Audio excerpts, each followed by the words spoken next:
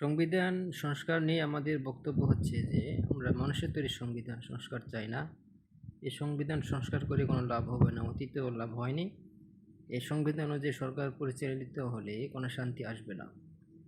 সুতরাং clear cut কথা হচ্ছে এই সংবিধান সংস্কার করে কোনো শান্তি আসবে না। একের পর এক সংস্কার করে কোনো লাভ হবে না, সরকার চেঞ্জ করেও লাভ হবে না, অতীতেও হয় না, এখনও হয়নি।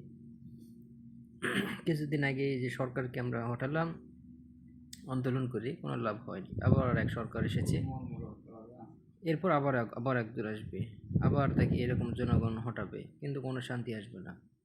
কারণ আমরা বলে যাচ্ছি যে মানুষের তৈরি সংবিধান দিয়ে শান্তি আসবে না। আল্লাহর তৈরি সংবিধান, আল্লাহর নাজিলকৃত সংবিধান দিয়ে আমাদের দেশ পরিচালিত হলেই শান্তি আসবে।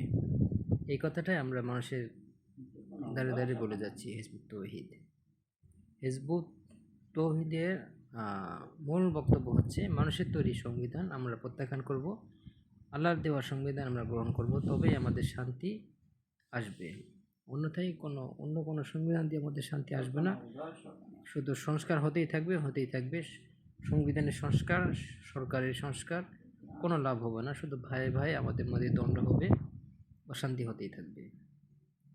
সুতরাং এই সংবিধান দিয়ে আমাদের শান্তি আসবে না।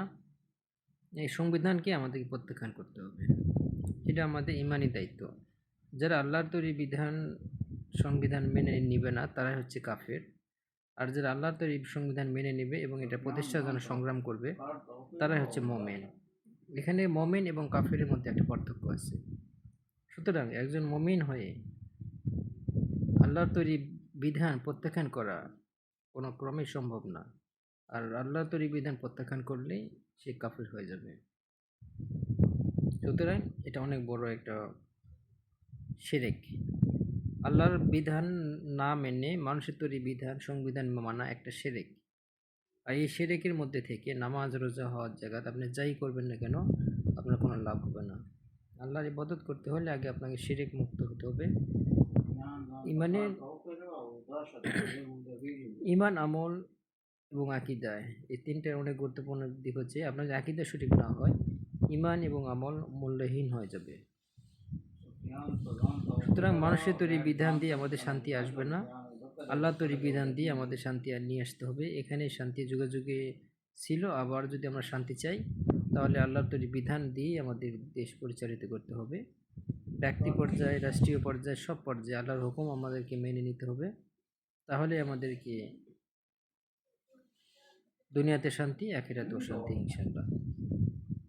সুতরাং হিজবুত তৌহিদের ক্লিয়ার বক্তব্য হচ্ছে যে মানুষের তৈরি বিধান আমরা মানি না, এই বিধানে শান্তি আসবে না। আমরা সংগ্রাম করে যাচ্ছি, মানুষের দ্বারে দ্বারে বলে যাচ্ছি, কে নেবে কে নেবেন এটা আমাদের দেখার বিষয় না, মানুষের কাছে পৌঁছানোই হচ্ছে আমার দায়িত্ব। এটাই আমাদের কাছে জিহাদ, যে আল্লাহর তৈরি বিধান আমরা মেনে নেই, আল্লাহর তৈরি সংবিধান আমরা মেনে নেই। কোরআন হচ্ছে আমাদের একটা জীবন বিধান, একটা সংবিধান।